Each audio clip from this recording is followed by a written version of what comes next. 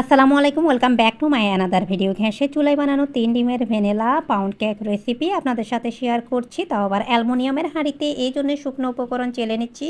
1.5 cup পরিমাণ ময়দা, 2 table চামচ পরিমাণ কর্নফ্লাওয়ার, সেম পরিমাণ পাউডার মিল্ক, 1.5 টিস্পুন পরিমাণ বেকিং পাউডার নিয়ে সমস্ত শুকনো উপকরণ ভালোভাবে চেলে মিশিয়ে একটা সাইডে রেখে দিচ্ছি। রুমের স্বাভাবিক তাপমাত্রায় থাকা 3টি ডিম নিয়েছি, 1 চিমটি লবণ দিয়ে এইবার আমি চিনি দিয়ে ভালোভাবে বিট করে নিচ্ছি। আমাদের উদ্দেশ্য হচ্ছে স্পঞ্জ করা না, ডিমের মেরাং পারফেক্টভাবে ফুলানো বা স্পঞ্জ করা না, আমাদের উদ্দেশ্য হচ্ছে ভালোভাবে চিনিটা মিশে যাওয়া। এর মাঝে কিছুটা কালার দিয়েছি, ভ্যানিলা এসেন্স, 2 টেবিল চামচ পরিমাণ লিকুইড মিল্ক, শুকনো উপকরণ দিয়ে ভালোভাবে মিশিয়ে ব্যাটারটা মোল্ডে ঢেলে আগে থেকে প্রিহিট করা আমাদের অ্যালুমিনিয়ামের হাঁড়িতে এবার দিয়ে দিচ্ছি। দিয়ে 50 মিনিট পর্যন্ত বেক করে নিয়েছি। 50 মিনিটের মাঝে আলহামদুলিল্লাহ আমাদের হয়ে গেল পাউন্ড কেক।